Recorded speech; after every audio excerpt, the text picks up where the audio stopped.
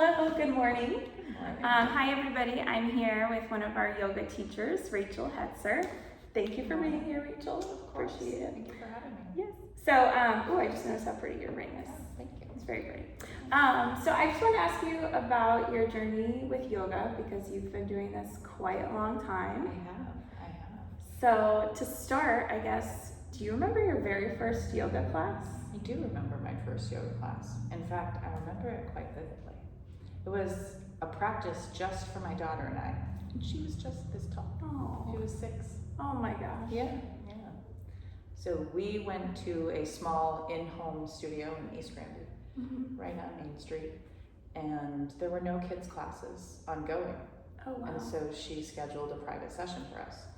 And, you know, because it was just us, it was both of us. Yeah. And it was lovely. I looked a little different then.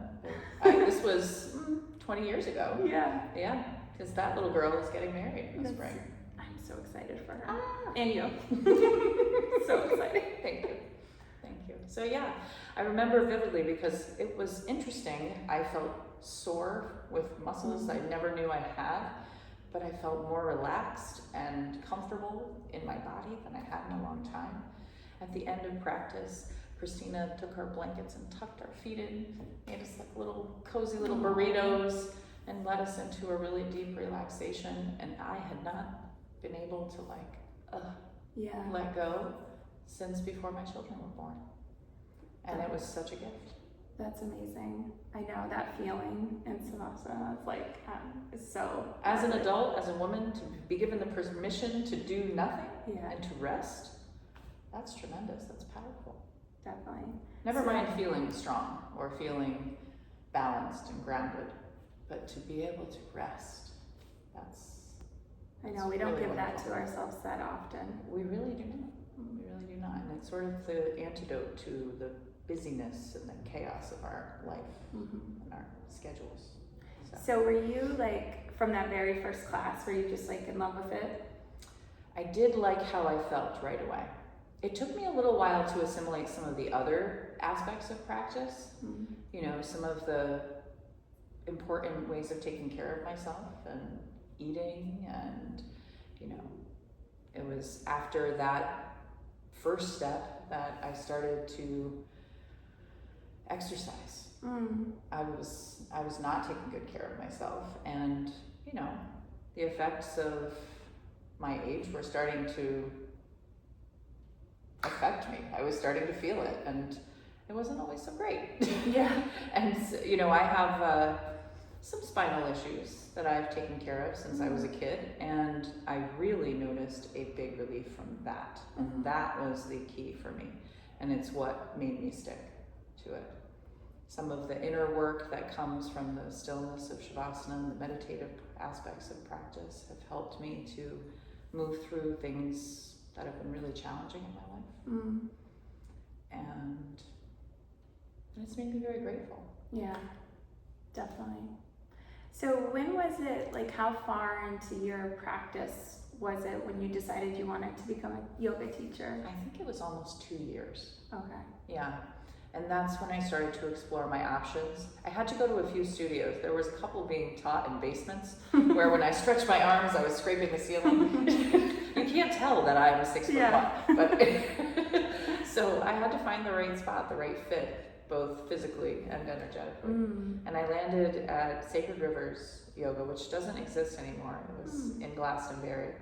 And Paula Scavoto was just an amazing teacher.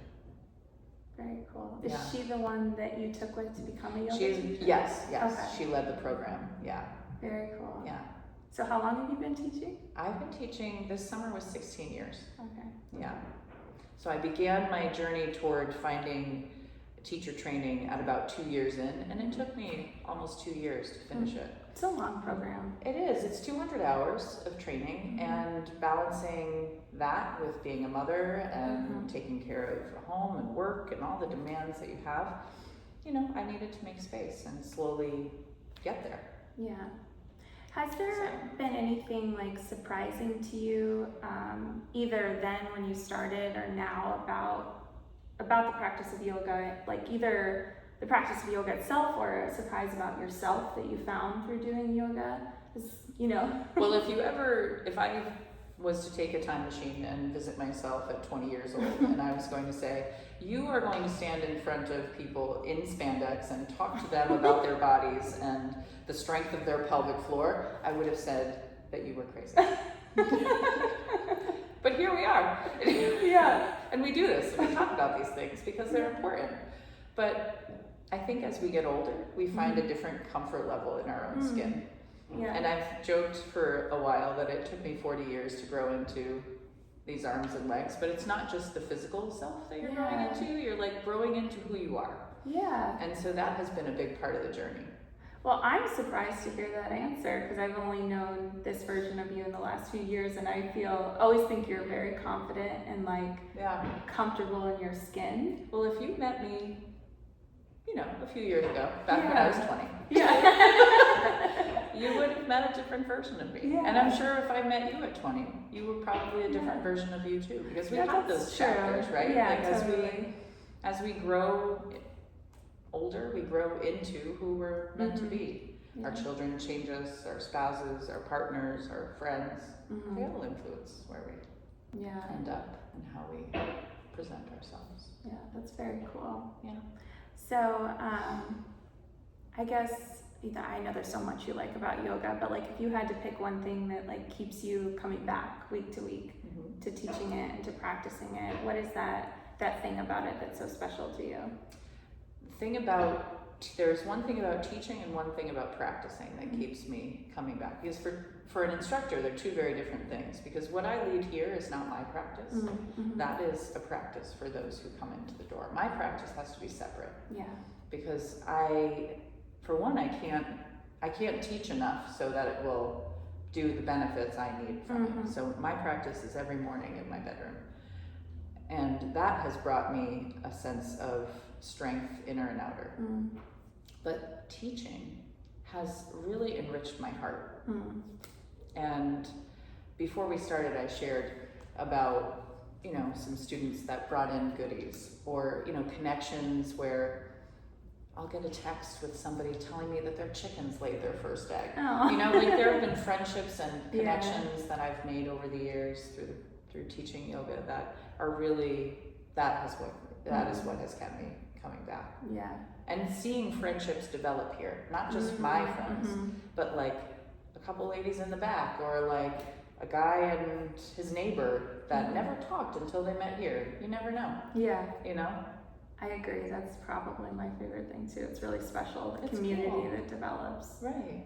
Because as adults, we don't have that in healthy ways.